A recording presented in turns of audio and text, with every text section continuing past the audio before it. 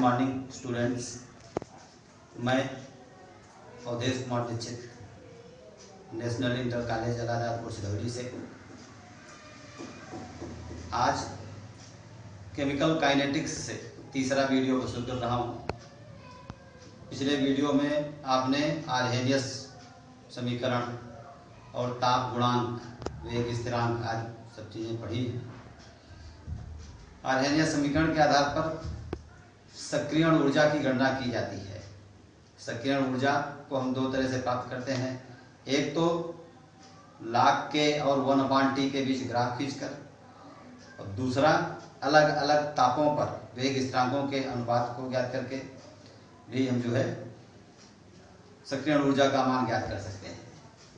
पहली विधि में जैसे आपने कहा है ये log k equal to log a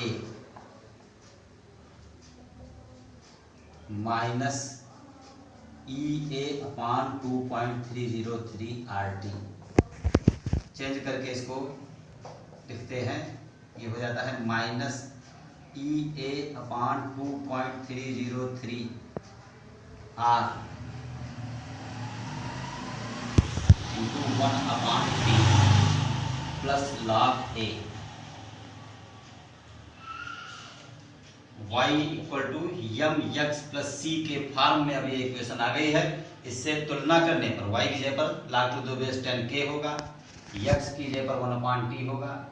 प्रवणता यम जो है या स्लोप जिसको हम कहते हैं वो माइनस EA/2.303 R होगा। अगर हम ये स्लोप इस ग्राफ का नाप लें तो सक्रियण ऊर्जा बताई जा सकती है। अंतःखंड y अक्ष पर काटा गया अंतःखंड बराबर log a to the base 10 होगा। यहाँ पर एक ग्राफ दिखाया गया है 1/t और log k के बीच में, जिसका ये सरल रेखा ग्राफ आया है। इसकी प्रवणता माइनस EA/2.303 R है और इसका अंतःखंड OB बराबर log to the base 10 a है। इस तरह से इस स्लोप को नाप करके सक्रियण ऊर्जा बताई जा सकती है। दूसरी विधि है, तो दूसरी विधि में हम क्या कह देते हैं कि T1 परम ताप पर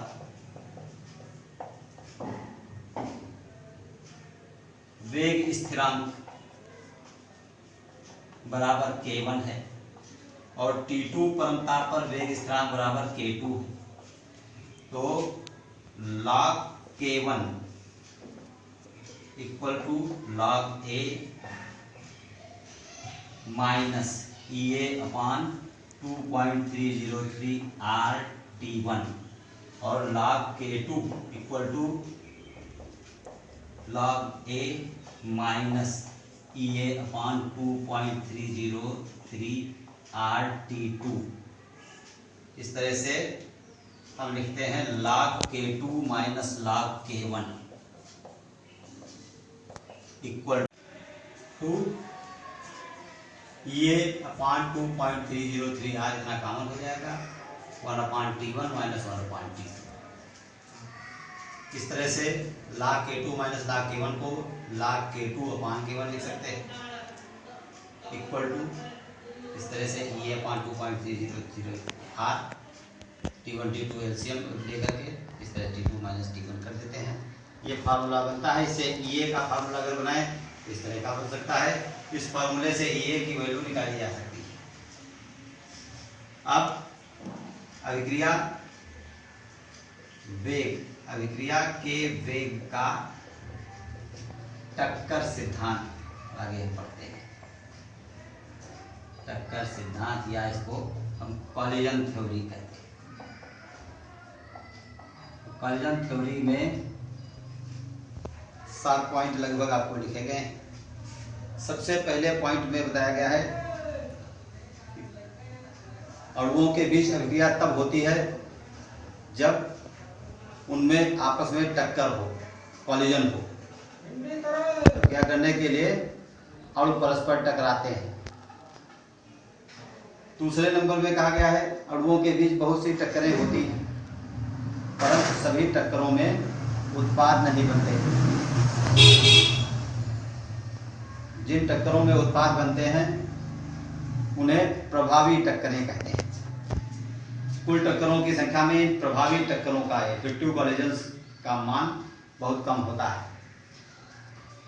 उसके बाद में अगले पॉइंट में हम लिख देते हैं कि प्रभावी टक्करों से प्राप्त अणुओं को सक्रिय अणु कहते हैं। सक्रिय अणु वे होते हैं जिनकी ऊर्जा का मान एक निश्चित ऊर्जा तल के बराबर या उससे अधिक होता है, और इस निश्चित ऊर्जा तल को हम देहली ऊर्जा तल या थ्रेशोल्ड एनर्जी कहते हैं। अणु अपनी ऊर्जा को बढ़ाकर जब थ्रेशोल्ड एनर्जी के बराबर कर लेते हैं तब वो अभिक्रिया करने में सक्षम होते हैं और प्रभावी टक्कर करने में सक्षम होते हैं, तब उन्हें सक्रिय अणु कहा जाता है। अगले नंबर में कहते हैं कि अणुओं की ऊर्जा को देहली ऊर्जा तल तक ले जाने के लिए जितनी अतिरिक्त न्यूनतम ऊर्जा की आवश्यकता होती है, उस अतिरिक्त न्यूनतम ऊर्जा को सक्रियण ऊर्जा या एक्टिवेशन एनर्जी कहते हैं। इस एक्टिवेशन एनर्जी का मान EA बराबर ET माइनस ER होता है। EA का मतलब है एक्टिवेशन एनर्जी, ET का मतलब है थ्रेशोल्ड एनर्जी या देहली ऊर्जा, ER बराबर है टक्कर से पूर्व अणुओं में उपस्थित ऊर्जा या अभिकारक अणुओं की ऊर्जा। इस तरह से EA का मान जो है ज्ञात किया जाता है। EA का मान या सक्रियण ऊर्जा अणुओं को टक्करों से प्राप्त होती है और अभिक्रिया के ताप पर या सांद्रता पर EA का मान निर्भर नहीं करता है। अगले नंबर में बताते हैं कि उत्प्रेरक की उपस्थिति में सक्रियण ऊर्जा का मान कम हो जाता है, जिससे अभिक्रिया का वेग बढ़ जाता है। फिर जो है बताया गया है कि सक्रिय अणुओं की संख्या सक्रियण ऊर्जा पर, ताप पर, सांद्रता पर निर्भर करती है तथा कुछ विशेष स्थितियों पर भी निर्भर करती है। उन विशेष स्थितियों को इस तरह से बताया गया है कि जैसे एक A2 अणु है और दूसरा B2 अणु है।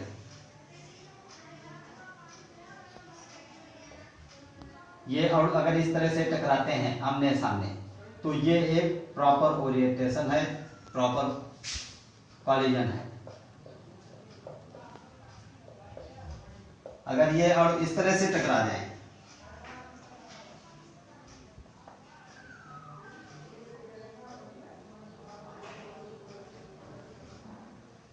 तो इस तरह का कॉलिजन इम्प्रॉपर कॉलिजन है।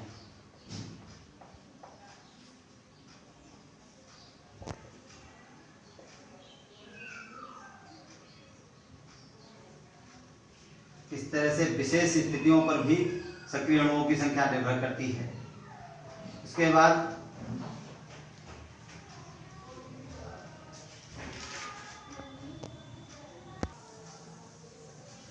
बाद एक नंबर रह जाता है जिसमें हमने बताया है अभिक्रिया की दर समानुपाती प्रभावी टक्करों की संख्या, और ये प्रभावी टक्करों की संख्या बराबर क्या होता है, कुल टक्करों की संख्या इंटू सक्रिय अणुओं का अंश इंटू विशिष्ट स्थितियों की संख्या। इस तरह से कुल 7 पॉइंट्स इसमें लिखे गए हैं। पहले में बताया गया है कि अणुओं के लिए टक्करें होती हैं, दूसरे में बताया गया है सभी टक्करें उत्पाद नहीं बनाती बल्कि जिन टक्करों में उत्पाद बनते हैं उन्हें प्रभावी टक्करें कहते हैं। तीसरे में कहा गया प्रभावी टक्करों से सक्रिय अणु बनते हैं जिनकी ऊर्जा देहली ऊर्जा के बराबर या उससे अधिक होती है। चौथे में कहा गया है अभिकारकों की ऊर्जा को सक्रिय जो है देहली ऊर्जा तक ले जाने के लिए जितनी ऊर्जा की आवश्यकता है उसे सक्रियण ऊर्जा कहते हैं। सक्रियण ऊर्जा ताप द्वारा, सांद्रता द्वारा प्रभावित नहीं होती, साथ ही साथ में यह टक्करों द्वारा जो है अणुओं को प्राप्त होती है। अगले नंबर में 5वें में जो है आपसे बताया गया कि सक्रियण ऊर्जा का मान उत्प्रेरक की उपस्थिति में घट जाता है। बाद में कहा गया है कि सक्रिय अणुओं की संख्या सक्रियण ऊर्जा पर, ताप पर और सांद्रता पर निर्भर करती है। 7वें नंबर में इस तरह से आपको बताया गया है कि अभिक्रिया की दर प्रभावी टक्करों की संख्या के अनुपाती है और ये टक्करें इन तीन राशियों के गुणनफल के अनुपाती हैं। एक ग्राफ में प्रोग्रेस ऑफ रिएक्शन और एनर्जी के बीच ग्राफ खींच करके सक्रियण ऊर्जा, देहली ऊर्जा जो है थ्रेशोल्ड एनर्जी,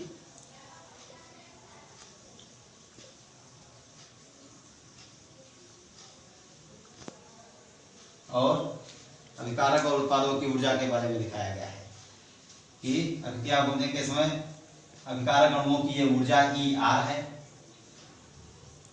और ये देहली ऊर्जा तल है। अभिकारक के अणुओं की ऊर्जा को देहली ऊर्जा तल तक ले जाने के लिए इस EA ऊर्जा की आवश्यकता है, जिसे कहा गया है एक्टिवेशन एनर्जी, और बाद में इससे उत्पाद बनते हैं। उत्पादों की ऊर्जा E प्रोडक्ट या EP है। चूंकि उत्पादों की कुल ऊर्जा अभिकारकों की कुल ऊर्जा से अधिक है, ऐसी स्थिति में इस डेल्टा H का मान पॉजिटिव होगा और ये अभिक्रिया एंडोथर्मिक होगी, ऊष्मा शोषी होगी। इस तरह से टक्कर सिद्धांत के बारे में आप पढ़ते हैं। अगला टॉपिक इसमें हम पढ़ते हैं अभिक्रिया की आणविकता। तो अभिक्रिया की आणविकता के लिए या मॉलिक्यूलरिटी ऑफ रिएक्शन हम पढ़ते हैं। आणविकता या मॉलिक्यूलरिटी ऑफ रिएक्शन, तो किसी रासायनिक अभिक्रिया में भाग लेने वाले अभिकारक अणुओं की संख्या को हम मॉलिक्यूलरिटी कहते हैं या आणविकता कहते हैं। तो आणविकता जो है किसी अभिक्रिया के लिए उन अणुओं की संख्या है जिनकी टक्कर से उत्पाद बनते हैं और अभिक्रिया संपन्न होती है। जैसे ये अभिक्रिया लिखी है H4NO2, इससे N2 + 2H2O बनता है। H2O2 = H2O + ½ O2 बनता है। ये अभिक्रियाओं में आणविकता या मॉलिक्यूलरिटी 1 है। मॉलिक्यूलरिटी = 1 मतलब ये दोनों रिएक्शन है यूनिमॉलिक्यूलर। जैसे कह दिया जाए H2 + I2 = 2HI, इसमें दो अणु इन्वॉल्व हैं, इसलिए ये अभिक्रिया बाइमॉलिक्यूलर है, मतलब इसकी आणविकता 2 है। तीन अणु किसी अभिक्रिया में शामिल हो जाएं, जैसे 2NO + O2 = 2NO2, इस अभिक्रिया को कहेंगे कि ये ट्राइमॉलिक्यूलर है, त्रिअणुक अभिक्रिया है, इसमें 3 अणु शामिल हैं। कुछ अभिक्रियाएं ऐसी होती हैं जिनको हम जटिल अभिक्रियाएं कहते हैं, जो एक से अधिक पदों में मिलकर पूर्ण होती हैं। ऐसी अभिक्रियाओं में जो सबसे मंद पद होता है, जिसका वेग सबसे कम होता है, उसमें अणुओं की संख्या को अभिक्रिया की आणविकता कहा जाता है। स्लोएस्ट स्टेप या रेट डिटरमिनिंग स्टेप में जितने मॉलिक्यूल्स होते हैं वो उसकी मॉलिक्यूलरिटी होती है। जैसे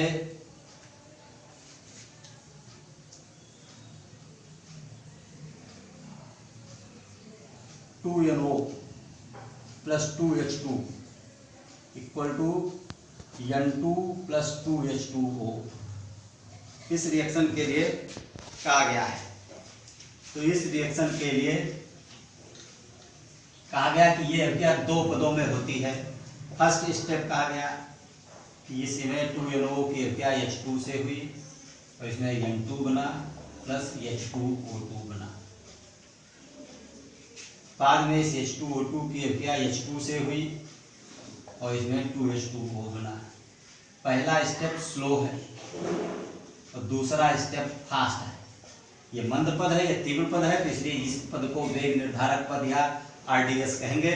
और इसमें 3 अणु शामिल हैं, इसलिए इस अभिक्रिया की आणविकता 3 होगी। आणविकता एक सैद्धांतिक मान है, केवल समीकरण देख करके हम आणविकता नहीं बता सकते। यह क्रियाविधि पर आधारित एक जो है राशि है। इसके बाद में हम अगला टॉपिक पढ़ते हैं अभिक्रिया की कोटि या ऑर्डर ऑफ रिएक्शन। तो ऑर्डर ऑफ रिएक्शन के लिए परिभाषा सबसे पहले कि किसी रासायनिक अभिक्रिया की कोटि उन अभिकारक अणुओं की संख्या है जिनकी सांद्रता अभिक्रिया की दर को प्रभावित करती है। एक और परिभाषा देते हैं जो ज़्यादा पॉपुलर है, कहा जाता है किसी रासायनिक अभिक्रिया के वेग समीकरण में सांद्रता पदों की घातों की कुल संख्या अभिक्रिया की कोटि कहलाती है। जैसे इस तरह से एक रिएक्शन लिखी गई A + B = प्रोडक्ट। इस रिएक्शन का वेग समीकरण R बराबर लिखा गया K × concentration of A × concentration of B।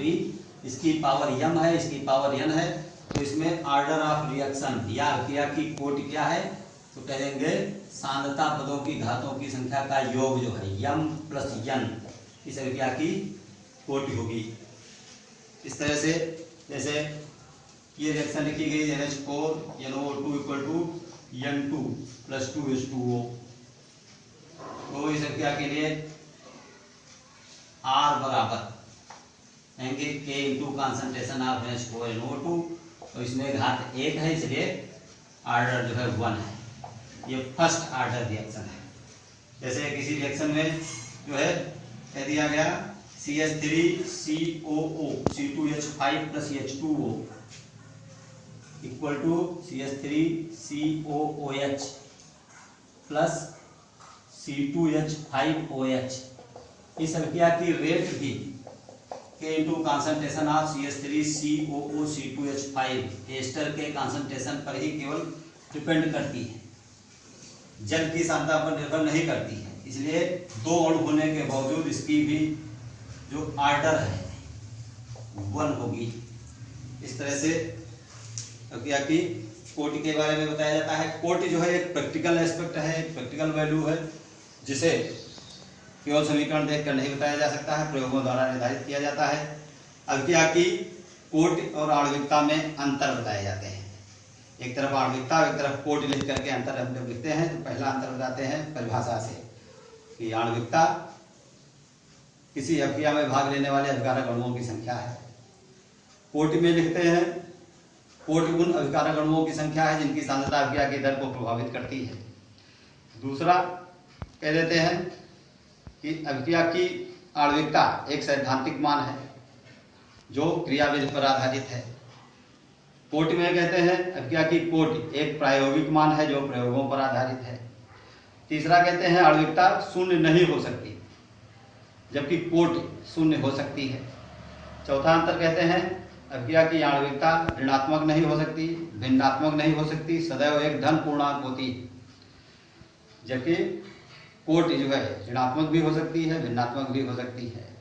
इस तरह से एक और चीज इसमें बताई गई है जिसको कह देते हैं pseudo unimolecular reaction. Pseudo unimolecular reaction